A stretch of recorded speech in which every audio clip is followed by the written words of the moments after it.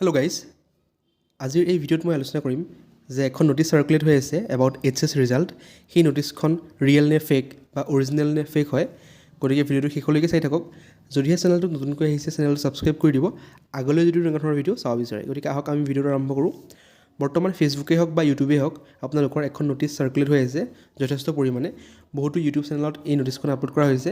যোনখন নটিছ আপোনালোকে দেখা পাই আছে Assam state school education board দেখা পাইছে নটিছখন। এই নটিছখন আপোনালোকৰ কোন ধৰণৰ অফিচিয়েল ৱেবছাইট, যোনটো আপোনালোকৰ এইচএছৰ অফিচিয়েল ৱেবছাইট আছে AHSEC, তাত কোন ধৰণৰ PDF আপলোড হোৱা নাই বা কোন ধৰণৰ নটিফিকেশ্যন দিয়া নাই বা কোন ধৰণৰ টুইটাৰটো এনেকুৱা ধৰণৰ নটিছ পাব্লিছ কৰা হোৱা নাই। গতিকে এইখন নটিছ সম্পূৰ্ণৰূপে ফেক নটিছ হয়। আৰু ইয়াত যোনটো মেনশ্যন কৰিছে যে this is to inform all concerned students and stakeholder that the HS final year result 2026 will be announced after 21 April 2026। গতিকে আপোনালোকৰ 21 তাৰিখৰ পাছত আপোনালোকৰ ৰিজাল্ট ঘোষণা কৰিবও পাৰে।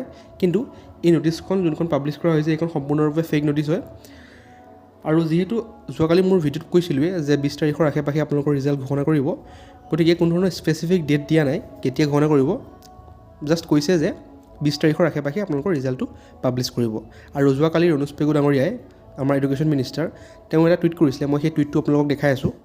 আপোনালোকে দেখা পাইছে এইটো আমাৰ এডুকেশ্যন মিনিষ্টাৰ ডক্টৰ ৰণোজ পেগুৰ টুইটাৰ হেণ্ডেল হয় বা এক্স হেণ্ডেল হয়। আপোনালোকে যদি অলপ স্ক্ৰল কৰে তাত দেখা পাব তেওঁ এটা পোষ্ট শ্বেয়াৰ কৰিছিলে। এইটো পোষ্ট দেখা পাইছে যে HS exam result will not be declared tomorrow. যিহেতু 16 তাৰিখে বহুতো ফেক নিউজ চাৰ্কুলেট হৈ আছিলে যে 17 তাৰিখে আপোনালোকৰ ৰিজাল্ট পাব্লিছ হ'ব। গতিকে তেওঁ ক্লেৰিফাই কৰি দিছিলে যে 17 তাৰিখে কোনো ধৰণৰ ৰিজাল্ট পাব্লিছ নহয়। আৰু তেওঁ কোনো ধৰণৰ স্পেচিফিক ডেটো মেনশ্যন কৰা নাই, খালি লিখিছে যে HS exam result will not be declared tomorrow, this is an rumour. গতিকে তেওঁ এইটো মেনশ্যন কৰিছে। গতিকে যোনটো আপোনালোকে পেজটো দেখা পাই আছে ফেচবুকত বা ইউটিউবত চাৰ্কুলেট হৈ থকা, তেওঁ তেনেকুৱা ধৰণৰ পেজো ইয়াত শ্বেয়াৰ কৰা নাই। গতিকে সেইটো PDF হয় বা পেজ হয়, সেইটো সম্পূৰ্ণৰূপে ফেক হয়। যদিও যোনটো পেজ চাৰ্কুলেট হৈ আছে ফেক হয়, কিন্তু আপোনালোকৰ ৰিজাল্ট 20 তাৰিখৰ আশে পাশে যিহেতু কৈছে, আপোনালোকে এক্সপেক্ট কৰিব পাৰে যে 25 তাৰিখৰ আগতে আপোনালোকৰ ৰিজাল্ট ডিক্লেয়াৰ কৰিব পাৰে। যিহেতু কোনো ধৰণৰ স্পেচিফিক ডেট দিয়া নাই, 25ৰ আগত যিকোনো ডেটত আপোনালোকৰ ৰিজাল্টটো পাব্লিছ কৰিব পাৰে। গতিকে এইটোৱে আছিল ভিডিঅ'। মই আপোনালোকক ক'লোঁ যে যোনটো পেজ চাৰ্কুলেট হৈ আছিলে সেইটো সম্পূৰ্ণৰূপে ফেক হয়। কোনো ধৰণৰ তাৰ চ'ৰ্চ মেনশ্যন নাই, ক'ত আপলোড কৰা হৈছে বা কোনে আপলোড কৰিছে।